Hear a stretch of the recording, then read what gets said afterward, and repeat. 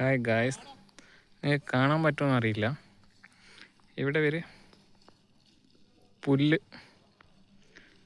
Cut ചെയ്യാൻ വേണ്ടി അല്ലെങ്കിൽ പുല്ല് പ്രോപ്പർ മെയിൻറ്റെയിൻ ചെയ്യാൻ വേണ്ടി ഇവർ യൂസ് ചെയ്യുന്ന ഒരു മെഷീനാണ് ഗായ്സ് ഇത്.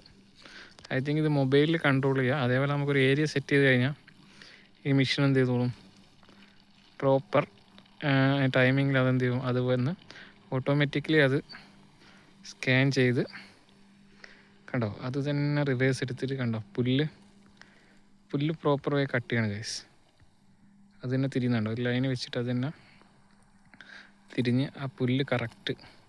അതിൻ്റെ അടിയിലൊരു മെഷീൻ ഉണ്ട് ഗൈസ്. ആ മെഷീൻ വെച്ചിട്ട് അവർ കട്ട് ചെയ്ത് പോവാണ്. ഇവിടെ ഇപ്പോൾ സമയം 7 മണി കഴിഞ്ഞ് 10 മിനിറ്റ് ആയി ഗൈസ്. ആ മെഷീൻ പോകുന്നുണ്ടോ നിങ്ങൾ? അത് ഓട്ടോമാറ്റിക്കലി അത് തന്നെ എന്ത് ചെയ്യും, ആ മെഷീൻ.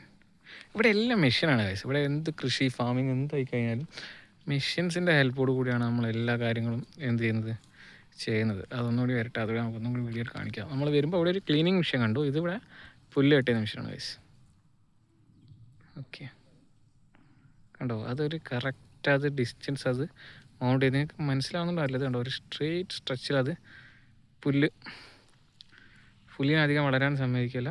അതിന് എപ്പോഴും അത് ആ ഇതിൽ മെയിൻറ്റെയിൻ ചെയ്യും. വരുന്നത് കണ്ടോ, അത് മൊബൈൽ ടൈം. നമ്മളെ നാട്ടിലൊക്കെ ഇപ്പോൾ എന്തുണ്ട്, നമുക്ക് ഓട്ടോമാറ്റിക് വാക്യൂം ക്ലീനർ ഉണ്ട്. അതേ ഒരു സെറ്റപ്പാണിത്. ഇവരിത് ചാർജ് ചെയ്യും, അത് അതേപടി എന്ത് ചെയ്യും. മെഷീൻസ് ലൈറ്റിങ് കുറവാണ്, കുറച്ച് വെളിച്ചം. ഓക്കെ, മെഷീൻ കണ്ടോ, ചെറിയ ഒരു മിനി കാറെന്ന് പറയാം. ആ മെഷീൻ കറക്റ്റ് പുല്ലുകൾ എന്ത് ചെയ്യാണ്, പുല്ലുകൾ ക്ലീൻ ചെയ്യും.